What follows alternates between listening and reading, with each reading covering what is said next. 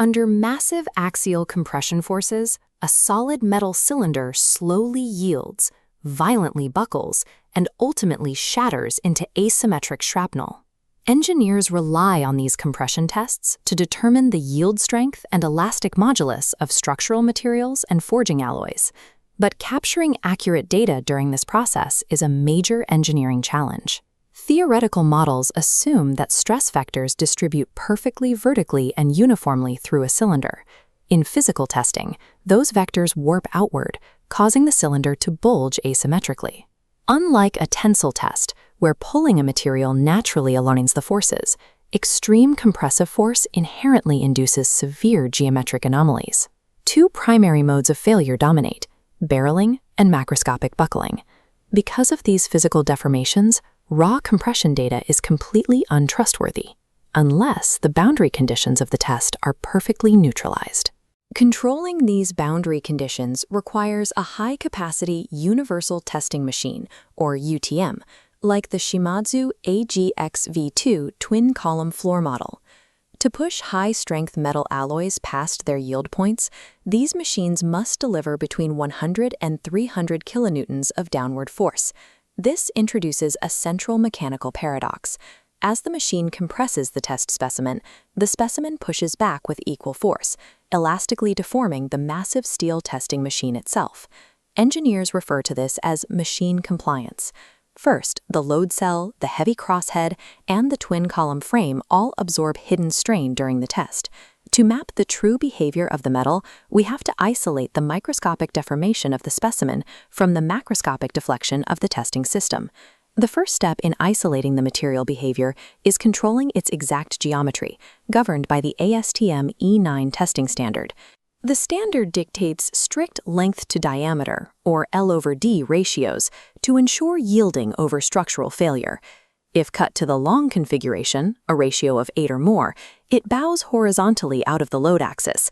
This Euler buckling ruins the test.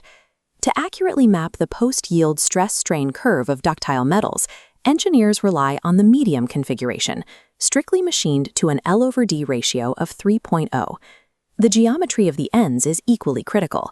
If the end faces are not perfectly parallel, the platens will make point contact, introducing eccentric bending moments during the initial load phase. We neutralize this using spherically seated bearing blocks and concentric alignment rings. These hardware fixtures dynamically adjust to force the downward load vector directly through the exact central axis of the cylinder. A perfectly machined specimen provides no value if the applied force is not perfectly concentric and parallel to its axis. Even with flawless geometry and alignment, an invisible problem exists at the microscopic interface where the metal specimen meets the hardened steel platens: friction. As the specimen compresses, friction locks the top and bottom faces in place. This creates a dead metal zone that restricts lateral expansion at the ends, forcing the center of the cylinder to bulge outward. This finite element model highlights strain concentrations. The center bulging, known as barreling, creates secondary circumferential tensile stresses across the cylinder's equator. By looking at the frictionless model on the left, we see uniform horizontal color bands representing homogeneous compression. Barreling destroys this, creating an invalid triaxial stress state. The tribological solution requires dropping the friction coefficient down to 0.12. Technicians apply a thin film of molybdenum disulfide paste directly to the platen interfaces. Without this boundary lubrication, the resulting data maps the geometry of the barrel, failing to reflect the true mechanical limits of the metal alloy.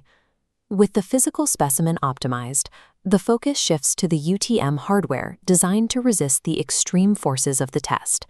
Twin-column floor models are engineered for massive stiffness.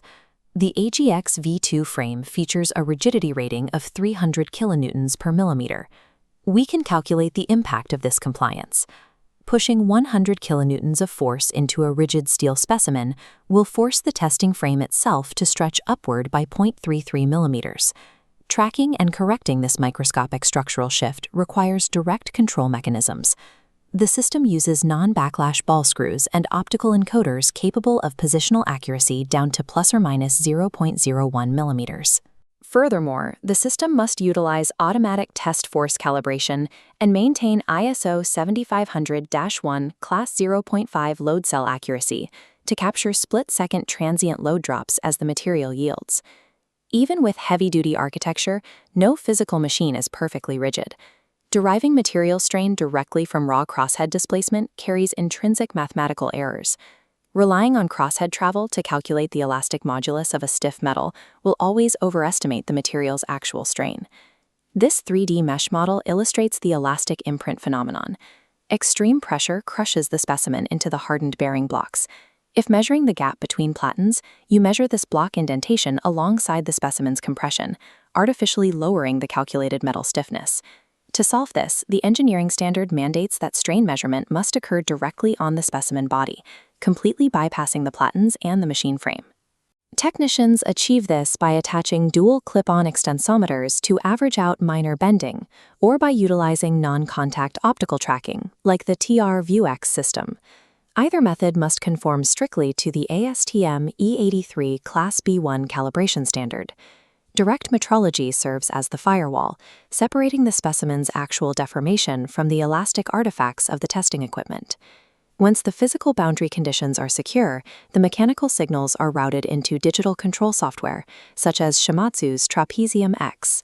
The software does not passively record the incoming data stream.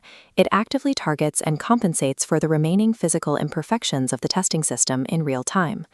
This chart demonstrates the machine compliance compensation algorithm in action. By utilizing a pre-recorded calibration file, the software mathematically extracts the known frame deflection from the raw crosshead displacement to output a corrected, much steeper true strain curve.